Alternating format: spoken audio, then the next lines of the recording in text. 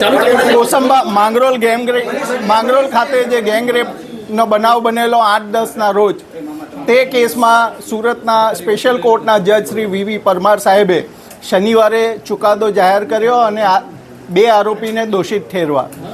સજા બાબતનો ચુકાદો પેન્ડિંગ રાખવામાં આવેલો હતો. બંને પક્ષની દલીલો પૂર્ણ થયા બાદ આજે નામદાર કોર્ટના ન્યાયાધીશ શ્રી પરમાર સાહેબે ચુકાદો જાહેર કર્યો છે. તે પ્રમાણે બીએનએસની કલમ 72 એટલે ગેંગરેપના ગુનામાં બંને આરોપીને આજીવન કેદની સજા ફટકારી છે તથા 5,000નો દંડ કર્યો છે.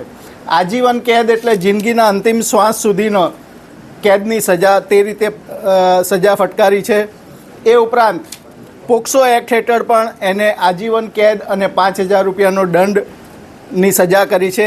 એટ્રોસિટી એક્ટ હેઠળ પણ એને મેક્સિમમ સજા ફટકારવામાં આવી છે તથા દંડ ફટકારવામાં આવ્યો છે.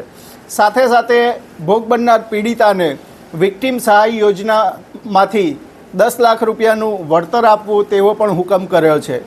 નામદાર કોર્ટે પોતાના ચુકાદામાં નોંધ્યું છે કે આરોપીનો ગુનાહિત ઇતિહાસ જોતા અને જે રીતે મોબાઈલમાં ક્લિપો જોઈ અને માનસિક વિકૃતિ જોતા, એ ઉપરાંત ભોગ બનનારના પરિવારને જે આઘાત લાગ્યો છે એ બધું જોતા આ આરોપીને ઓછી સજા કરવી એ યોગ્ય દેખાશે નહીં.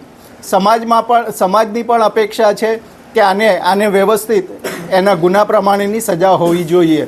નામદાર કોર્ટે સુપ્રીમ કોર્ટનું એક જજમેન્ટ પણ પોતાના જજમેન્ટમાં ટાંક્યું છે કે આને શું કામ હું ઓછી સજા નથી કરતો. એ કેસમાં નીચલી કોર્ટે ઓછી સજા કરેલી, પણ નામદાર કોર્ટે કહ્યું કે ભાઈ આ બળાત્કારના કેસમાં આ રીતની ઓછી સજા કરવી પણ એ યોગ્ય નહીં ગણાશે. નામદાર કોર્ટે પોતાના ચુકાદામાં આરોપીની વર્તણૂક બાબતે સમાજને જે ન્યાયની જરૂરત છે તે બાબતે એ પણ ટિપ્પણી કરી છે.